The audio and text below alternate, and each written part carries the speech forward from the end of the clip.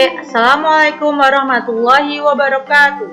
Kita ketemu lagi dengan video pembelajaran Matematika SMK kelas 11 semester genap.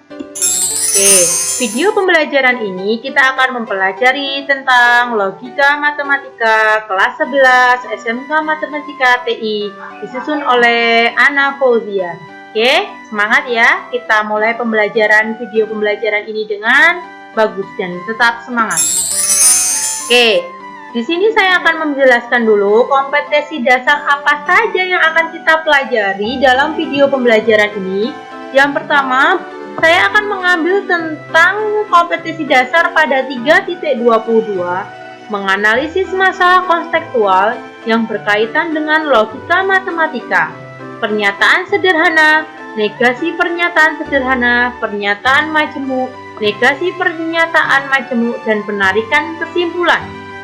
Kemudian di sini saya akan mengambil kompetensi dasar pada 4.22, menyelesaikan masalah konseptual yang berkaitan dengan logika matematika atau pernyataan sederhana, negasi pernyataan sederhana, pernyataan majemuk, negasi pernyataan majemuk, dan penarikan kesimpulan. Tujuan pembelajaran pada video ini adalah ada 7 poin penting. Yang pertama, untuk menjelaskan pengertian dari pernyataan dan non-pernyataan. Itu adalah kalimat terbuka. Yang kedua, menjelaskan perbedaan pernyataan tunggal, pernyataan berkuantor, dan pernyataan majemuk. Yang ketiga, menentukan negasi dari pernyataan tunggal, pernyataan berkuantor, dan pernyataan majemuk. Yang keempat, membuat tabel kebenaran dari pernyataan majemuk. Yang kelima, menentukan ekuivalensi dari pernyataan majemuk. Yang keenam, menentukan bentuk lain dari implikasi. Yang ketujuh, menentukan penarikan kesimpulan. Jadi 7 poin tujuan pembelajaran ini yang akan saya sampaikan dalam video pembelajaran yang akan kita pelajari hari ini. Materi pembelajaran apa aja yang akan kita pelajari dalam video ini? Yang pertama, pernyataan dan kalimat terbuka. Apa sih itu? Yang kedua, pernyataan tunggal, pernyataan berkuantor, dan pernyataan majemuk. Yang ketiga, ingkaran, negasi, atau penyangkalan.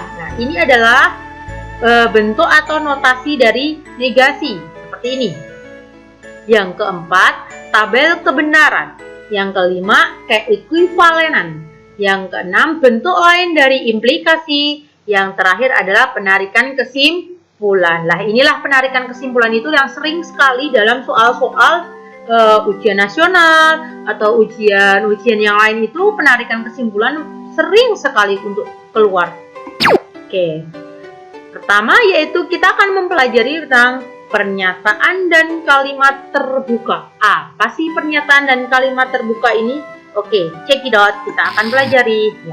Di sini, Bu Guru akan memperlihatkan tentang ada percakapan dua buah guru, ada dua buah orang. Yang pertama ada guru, ada siswa. Indonesia merdeka sejak tahun 1945. Wah, pernyataan yang bagus sekali. Ini adalah pernyataan Indonesia merdeka sejak tahun 1945. Ayo, dari gambar di samping, tahu nggak bedanya pernyataan dan kalimat terbuka? Ayo, di sini kan, Indonesia merdeka sejak tahun 1945. Ini merupakan pernyataan. Pernyataan adalah kalimat yang bisa benar atau bisa salah. Jadi belum tentu ini benar ya, kalimat itu bisa benar atau salah, itu pernyataan. Sementara kalimat terbuka adalah jenis kalimat yang belum diketahui kebenarannya. Sehingga untuk menentukan kebenar atau salahnya kita perlu pengamatan lebih lanjut. Indonesia merdeka sejak tahun 1945 itu merupakan pernyataan. Kalimat yang bisa benar atau bisa salah. Sekarang pernyataan atau kalimat terbuka yang ini 30 dikali 30X tambah 4 sama dengan 16 loh. Nah, sekarang masa harus dibuktikan kebenarannya nih? Dalam matematika namanya kalimat terbuka. Jadi harus kita buktikan dulu kebenarannya. Ini benar atau salah? 30 dikali tambah 4 sama dengan 16. Itu merupakan kalimat terbuka karena di sini apa? Ini membuktikan kebenarannya, harus dibuktikan. Coba kalimat yang selanjutnya. Aku tak bisa hidup tanpamu. Oh jelas kalimat terbuka ini mah benar. Ya, aku tak bisa hidup tanpamu. Nah, ini harus kita jelaskan dulu. Jenis kalimat ini harus benar, kalimatnya harus dibuktikan. Ya, ini perlu pembuktian. Nah, kalau ini kan sudah jelas. Indonesia merdeka sejak tahun 1945. Itu pernyataan. Oke, next. Nah, kita lihat pernyataan ya. Kak, Indonesia Raya adalah lagu kebangsaan Indonesia. Benar, Dek. Lah, ini merupakan pernyataan benar. Lah, ini bisa merupakan pernyataan benar. Coba yang ini. Kak, Pika Ambon berasal dari Ambon. Bukan. Nah, walaupun Pika Ambon itu namanya Ambon ya, tapi dia bukan berasal dari Ambon. Ini pernyataan yang salah, udah jelas-jelas salah. Jadi ini udah tahu pernyataan benar dan pernyataan salah. Oke, coba kalau kalimat terbuka kita lihat. 12x ditambah 6 sama dengan 91. Nah, kita lihat. Ini kan harus mencari x-nya. Pusing benar apa salah ya? Nah, ini kan kalimat terbuka. Kita harus membuktikan dulu ini benar atau salah. Pernyataan ini dinamakan kalimat terbuka karena masih harus dibuktikan kebenarannya. Jadi nggak langsung. Apakah benar jika 12x itu dijumlahkan dengan 6 akan menghasilkan 91? Lah, kita kan harus mencari dulu ya nilai x-nya. Nah, jadi dibutuhkan pembuktian. Coba. Ini ada lagi contoh. Maaf ya, semalam ketiduran. Nah, pernyataan ini dinamakan kalimat terbuka. Karena apa? Masih harus dibuktikan kebenarnya. Apakah benar dia semalam nggak jadi keluar rumah karena ketiduran? Atau memang malas keluar rumah bersama kamu? Ya, jadi ini merupakan kalimat terbuka. Jadi harus dibuktikan dulu benar atau salahnya. Oke, udah paham ya? Sekarang kita next masuk ke dalam subbab yang selanjutnya. Pernyataan tunggal, berkuantor, dan majemuk. Nah, apa sih itu? Oke. Pernyataan tunggal itu adalah pernyataan yang terdiri dari satu kalimat. Namanya tunggal itu pasti satu. Nah, contohnya. Hari ini cuacanya cerah. Nah, ini kan terdapat dalam satu kalimat. Hari ini cuacanya cerah. Nah, ini cuma satu kalimat. Tidak ada penghubungnya. Maka ini dinamakan pernyataan tunggal. Nah, kalau berkuantor, pernyataan berkuantor itu apa? Pernyataan berkuantor adalah pernyataan yang menyatakan jumlah. Misalnya, semua, setiap, seluruh, ada, beberapa, atau sebagian. Nah, ini adalah contoh-contoh kata ya yang ada dalam pernyataan berkuantor. Di dalam sebuah kalimat itu ada ini loh, semua, setiap. Lah, ini ada mengandung itu. Salah satunya. Saya kasih contohnya. Semua warga negara Indonesia wajib membayar pajak. Semua. Ya, di sini ada kata semua. Nah, ini merupakan kalimat berkuantor dan tunggal ya, karena di sini nggak ada penghubungnya. Jadi kalau berkuantor ciri-cirinya ada kata seperti ini. Nah, ini semua warga negara Indonesia wajib membayar pajak. Ada kata-kata semuanya. Ini merupakan pernyataan berkuantor. Next. Nah, apa sih kalau pernyataan majemuk itu? Lebih mudah lagi karena kalian udah paham tentang kalimat tunggal, kalimat berkuantor, pasti pernyataan majemuk lebih mudah. Pernyataan majemuk adalah pernyataan gabungan dari beberapa pernyataan tunggal yang dihubungkan dengan kata hubung. Lah ini, ada kata hubung yang akan menyambungkan kalimat tersebut. Dalam ilmu matematika terdapat 4 macam pernyataan majemuk. Nah, apa aja pernyataan majemuk itu yang akan kita pelajari? Lah inilah yang kita akan pelajari. Yang pertama itu namanya konjungsi. Konjungsi itu nanti akan disimbolkan atau tandanya seperti ini. Set. Nah, kayak huruf N ya. Ya, kayak huruf N. Konjungsi adalah pernyataan majemuk dengan kata hubung dan. Sehingga notasinya adalah P, bacanya adalah dan I. Dibaca P dan I. Nah, notasi seperti ini ya, seperti huruf N seperti ini, itu adalah diingat-ingat dan. Dibacanya dan. Yang kedua B, disjungsi. Ada kata dis. Dis itu hurufnya kebalikannya. Kayak simbol U ya, kayak simbol U. Centang lah. Nah, itu adalah pernyataan majemuk dengan kata hubung atau. Sehingga notasinya P dibaca atau Q. Jadi ini notasi seperti ini tuh atau. Kalau atas ini adalah dan. Ingat-ingat ya. Nah, yang C, implikasi. Nah, ini tanda panah seperti ini. Ini tanda implikasi. Adalah pernyataan majemuk dengan kata hubung jika maka. Sehingga notasi dari P maka Q. Ini dibacanya jika P maka Q. Jadi kalau ada tanda panah seperti ini, kita bacanya ada jika P maka Q ya. Yang D, biimplikasi lah, tanda panah bolak-balik seperti ini ya. Bolak-balik ini namanya biimplikasi. Adalah pernyataan majemuk dengan kata hubung jika dan hanya jika. Sehingga notasi dari P, nah ini bacanya apa? P jika dan hanya jika Q. Oke, nanti langsung ke contoh aja, pasti kalian lebih paham. Oke, sekarang kita lanjut C. Ingkaran, negasi, penyangkalan. Nah, notasinya seperti ini loh. Nah, ini namanya notasi dari ingkaran. Oke.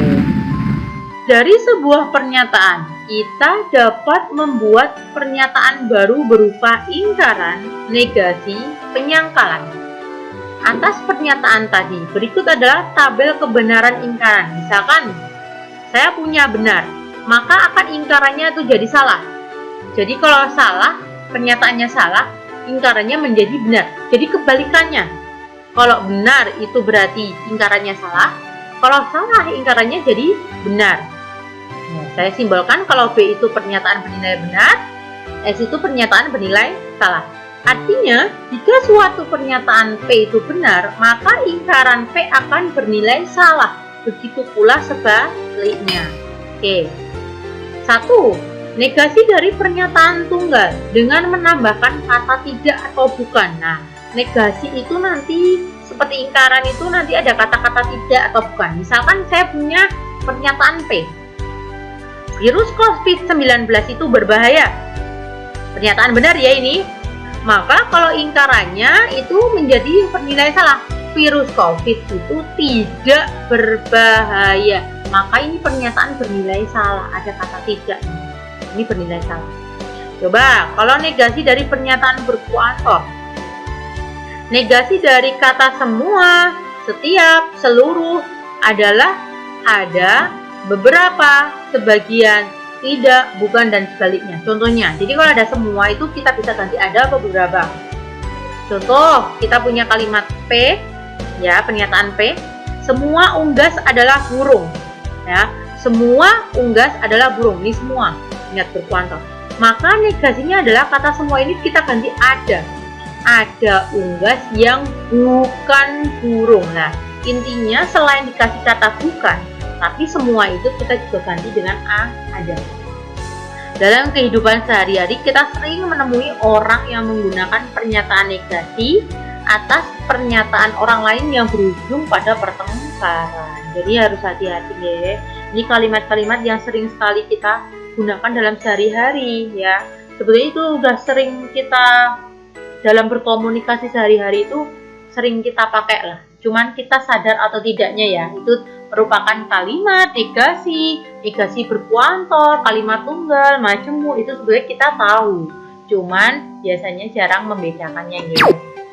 Oke, yang ketiga, negasi dari pernyataan majemuk. Nah, ini majemuk. Misalkan yang pertama konjungsi.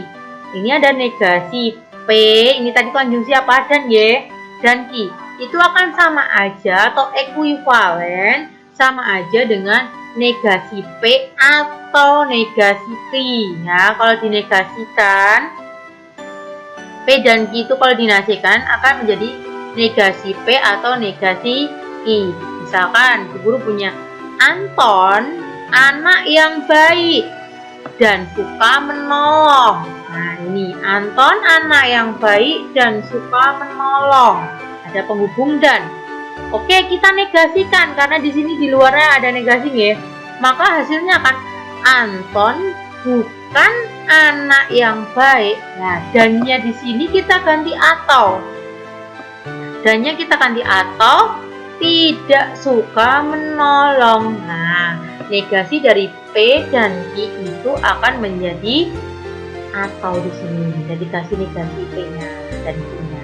Anton bukan anak yang baik atau tidak suka menolong. Sekarang kalau disjungsi gimana ini? Kalau disjungsi kita negasikan lebih mudah juga. Nah, ini ada kata P atau Q kita negasikan, maka akan menjadi negasi P dan negasi Q. Sininya berubah. Nah, dia suka mengingkari janji atau tidak tepat waktu. Nah, dia suka mengingkari janji atau tidak tepat waktu. Maka akan negasinya apa? Nah, dia tidak, harus ada kata-kata tidak suka mengingkari janji, ataunya kita berubah jadi dan tepat waktu ya. Jadi ini dibalik ya, bisa kan? Oke, implikasi tadi kalau tanda panah ya. Oke, kalau kita negasikan implikasi P maka Q itu hasilnya adalah P dan negasi Q. Nah, ini kalau dinegasikan seperti ini. Nah, jika hari ini libur, maka saya akan pergi jalan-jalan. Jika maka, ingat negasi itu jika maka. Berarti kalau dinegasikan apa? Hari ini libur dan saya tidak akan pergi jalan-jalan. Nah, di sini ada kata-kata dan. Makanya maka ini kita ganti dan, jikanya hilang ya, karena di sini tidak ada tanda panah. Kalau tanda panah itu penghubungnya itu implikasi itu pakai jika, maka. Tapi di sini kita ganti dengan dan. Oke. Biimplikasi. Biimplikasi itu apa? Jika dan hanya jika. Nah, di sini nih tanda panah bolak-balik. Kalau kita negasikan, itu hasilnya akan sama aja apa toh?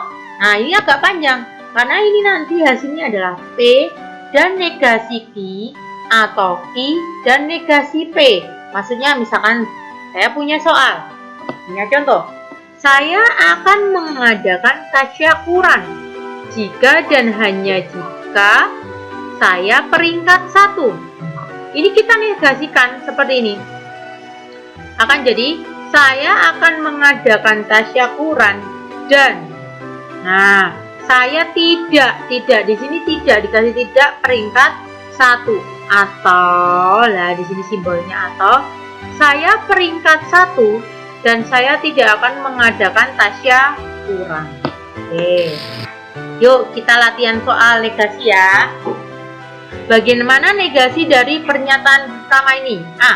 Indonesia Raya adalah lagu kebangsaan Indonesia. Berarti ini negasinya apa? Ingat, ini kalimat apa? Kalimat tunggal. Indonesia Raya bukan lagu kebangsaan Indonesia. Ini kalimat tunggal. Nah, jadi tinggal dikasih tanda bukan atau tidak. Oh. Yo, latihan yang kedua B. Semua siswa mengerjakan tugas matematika. Ingat, semua. Ini berarti berpuantor. Berarti ini merupakan kalimat tunggal berpuantor. Semua kita ganti ada. Ada siswa tidak mengerjakan tugas matematika. Sip.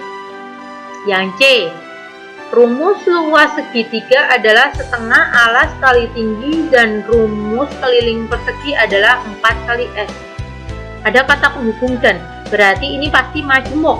Nah, majemuk ada kata-kata enggak di depannya semua? Tidak, berarti ini cuman kalimat majemuk, tidak berkuantor. Berarti kalau kita negasikan menjadi apa? Rumus luas segitiga bukan, bukan setengah alas kali tinggi, ingat, dannya berubah jadi atau rumus keliling persegi bukan 4 kali S. Yang D, harga BBM naik atau kebutuhan pokok naik, berarti apa ini? Atau kita ganti dengan dan, harga BBM tidak naik dan harga kebutuhan pokok tidak naik, ya betul. Nah, yang terakhir, yuk kita latihan setelah negasi. Jika ada guru yang tidak hadir, maka siswa senang. Ingat, ini berarti implikasi, ada jika maka. Maka kalau kita negasikan apa? Ada guru yang tidak hadir dan siswa tidak senang, atau ada guru yang hadir dan siswa tidak senang. Oke, nah sekarang kita akan belajar mengenai tabel kebenaran. Oke, tabel kebenaran itu gimana? Yang pertama kita akan belajar mengenai konjungsi. Tabel kebenaran konjungsi itu misalkan ini P bernilai pernyataan 1, P itu benar, benar, salah, salah. Q benar, salah, benar, salah. P dan Q. Ya, dan berarti benar dan benar, maka hasilnya benar. Kalau dan itu harus benar semuanya ya. Benar dan salah, ya salah. Masuk benar dan salah. Salah dan benar, ya salah nggih. Ya salah dan salah, maka salah. Jadi pernyataan itu akan bernilai benar, ya konjungsi kalau dua-duanya benar. Contohnya, 3 adalah bilangan prima, pernyataan bernilai benar. I, 3 adalah bilangan ganjil, pernyataan juga bernilai benar. Berarti P dan Q-nya adalah 3 adalah bilangan prima dan ganjil, maka baru bisa dikatakan benar. Nilai kebenaran konjungsi bernilai benar jika kedua pernyataan itu benar. Berarti kata kuncinya wajib benar dua-duanya. Oke. Kalau disjungsi gimana tabel kebenarannya? Misalkan saya P-nya itu pernyataan benar, benar, salah, salah. Q-nya benar, salah, benar, salah. Maka kalau disjungsi itu atau ya. Benar atau benar? Ya benar. Benar atau salah? Ya benar. Salah atau benar? Benar. Salah atau salah? Ya salah. Berarti kata kuncinya adalah di salah. Kalau dua pernyataannya salah atau salah, berarti hasilnya salah. Contoh, paus adalah mamalia. Benar ya, pernyataan benar. Paus adalah herbivora, berarti bernilai salah. Ya, bernilai salah. Berarti P atau Q, paus adalah mamalia atau herbivora. Berarti baru benar, ya kan? Paus itu mamalia atau herbivora. Nah, dia akan bernilai benar. Nilai kebenaran disjungsi itu adalah bernilai salah jika keduanya salah. Berarti harus salah dua-duanya kata kuncinya. Oke. Implikasi. Tabel kebenaran, implikasi tanda panah tadi ya. Misalkan saya lagi punya benar-benar, salah-salah, benar-salah, benar-salah. Pernyataan, jika benar maka benar, ya benar. Jika benar maka salah, ya salah. Jika salah maka benar, ya benar. Jika salah maka salah, ya benar ya. Berarti makanya ini harus benar. Berarti ini misalkan contoh, Andi belajar dengan aplikasi Ruang Guru. Bernilai benar ya. I, Andi dapat belajar di mana saja. Bernilai benar juga. Berarti implikasi P maka Q-nya, jika Andi belajar dengan aplikasi Ruang Guru, maka Andi dapat belajar di mana saja, maka bernilai benar. Jadi, nilai kebenaran implikasi itu apa? Bernilai salah jika anteseden benar dan konsekuennya salah. Ya, ini diingat-ingat nih. Benar, salah, maka ya salah. Ya. Oke. Implikasi. Apa tuh implikasi itu? Maka tanda panah bolak-balik ini namanya implikasi. Diimplikasi ya. Jika dan hanya jika. Pernyataan guru misalkan benar-benar salah-salah, benar-salah, benar-salah. Coba. Jika benar dan hanya jika benar, ya benar. Jika benar dan hanya jika salah, salah. Jika salah dan hanya jika benar, ya salah. Jika benar dan hanya jika salah, benar. Nah, saya contohkan. 3 kali 20, 60. Benar ya? 60 adalah bilangan ganjil, salah. Maka implikasinya adalah 30 kali 20 sama dengan 60. Jika dan hanya jika 60 adalah bilangan ganjil, ya salah. Maka nilai kebenaran diimplikasi itu wajib sama ini ya, benar-benar, salah-salah itu baru bernilai benar ya. Dan konsekuensinya bernilai sama, baik itu sama benar atau sama salah itu harus sama. Yuk kita latihan. Kita buat tabel kebenaran dari negasi P maka Q dan negasi Q atau negasi P. Yuk kita berlatih ini biar kalian semakin mahir dalam pembuatan tabel kebenaran. Di sini nggak akan Bu Guru bahas untuk pembuatan tabel kebenaran. Ini untuk latihan kalian karena di sini kita harus memerlukan coret-coretan. Ya, tapi Bu Guru langsung bahas aja ya. Ya, di sini Bu Guru langsung bahas. Misalkan di sini tadi soalnya benar. PQ dinegasikan ya yang P. Oke. Di sini bernilai benar, benar, salah, salah. I-nya adalah benar, salah, benar, salah. Oke, negasi P-nya dulu. Yang pertama kita negasikan. Tadi yang benar itu akan menjadi salah. Ini yang benar juga akan menjadi salah. Salah akan menjadi benar. Salah akan menjadi benar. Ini negasinya. Berarti salah, salah, benar, benar.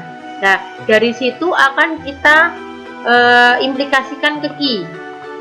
Jika salah, maka benar, ya benar. Jika salah, maka salah, benar. Jika benar, maka benar, ya benar. Jika benar, maka salah, ya salah. Ingat tadi kita kebenaran ya. Nah, sekarang yang negasi Q. Nah, negasi Q ini berarti benar menjadi salah, salah menjadi benar, benar menjadi salah, salah menjadi benar. Oke. Terus yang kedua, negasi dari Q disjungsi negasi P. Salah atau salah? Salah. Benar atau salah? Benar. Salah atau benar? Benar.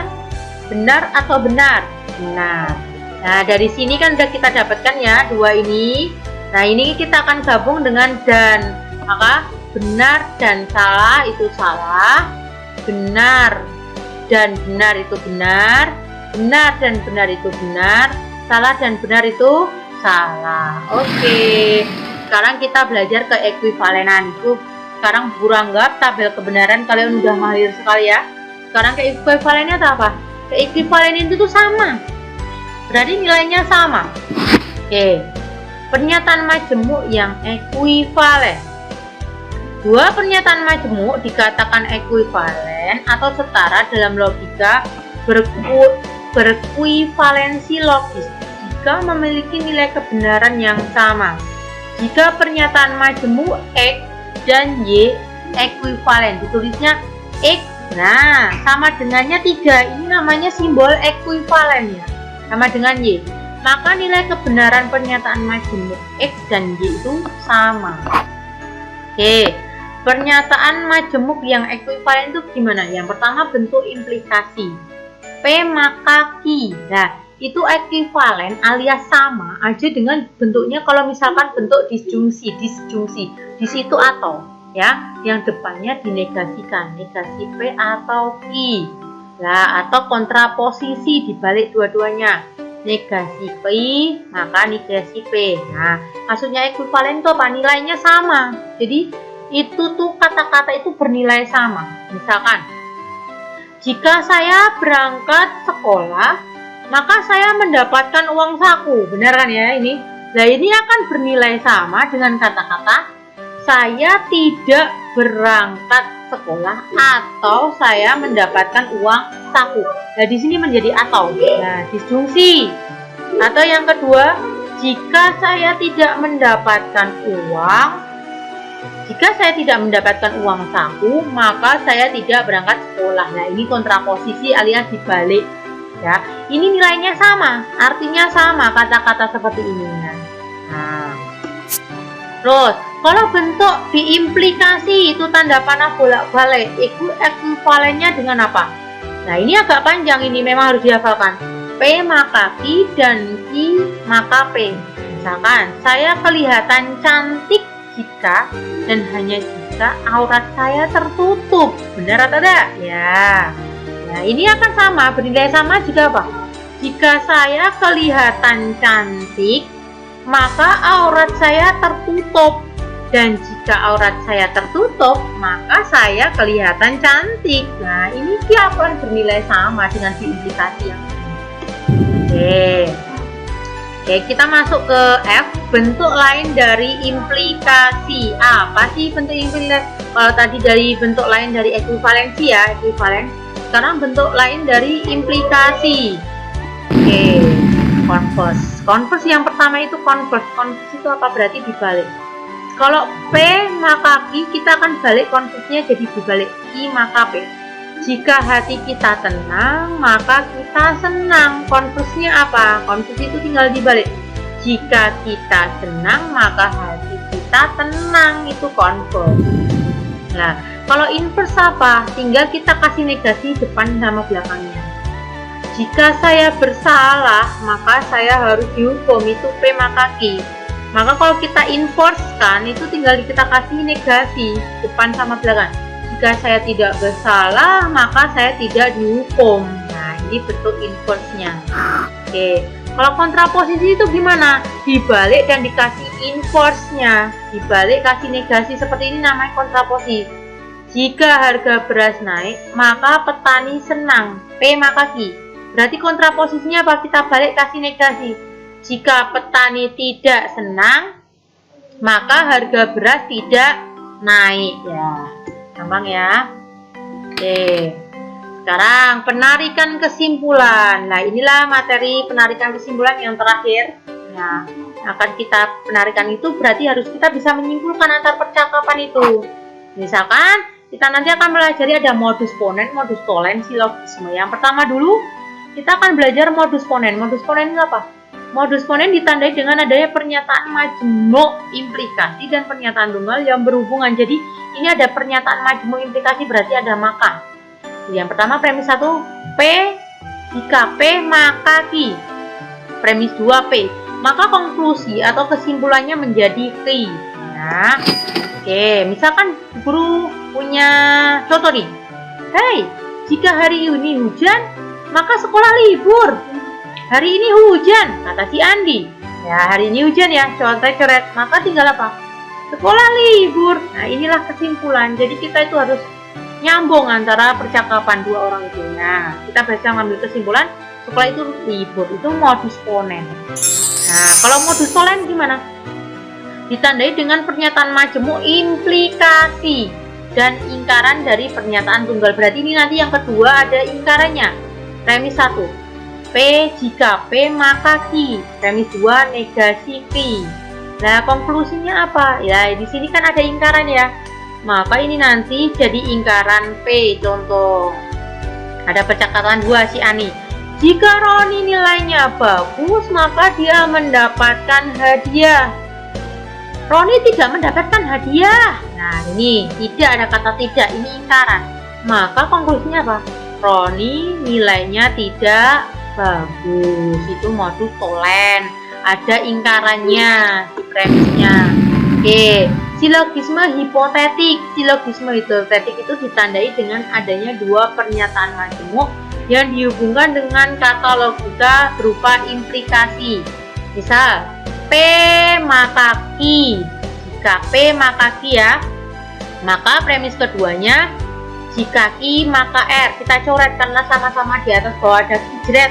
Maka konklusinya adalah jika P maka R. Ya, contohnya, jika hari ini hujan, maka kita tidak jadi berangkat berenang, kata Dodo. Ani, jika kita tidak jadi berangkat renang, maka kita tidak makan bersama di rumah. Nah, di sini ada kata-kata renang ya, dua-duanya. Kita coret aja.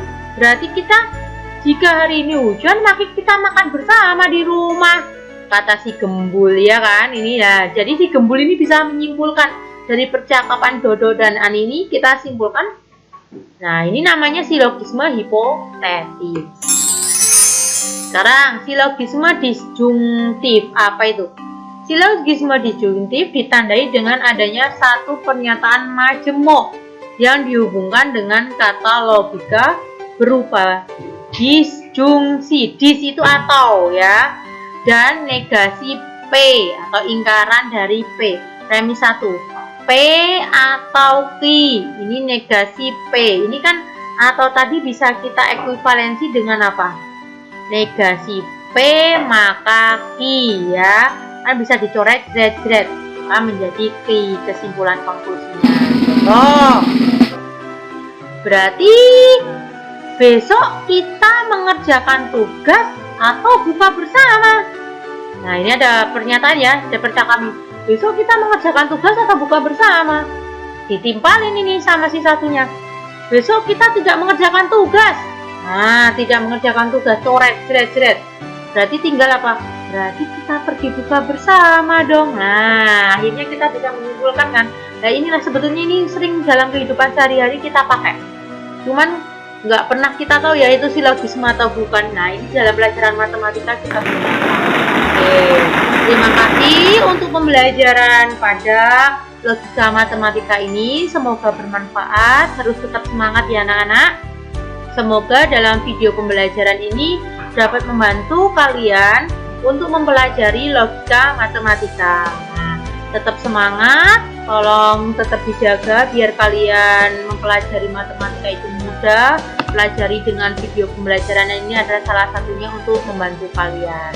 Oke, Bu Guru cukupkan sekian. Terima kasih untuk perhatiannya menyimak video pembelajaran ini.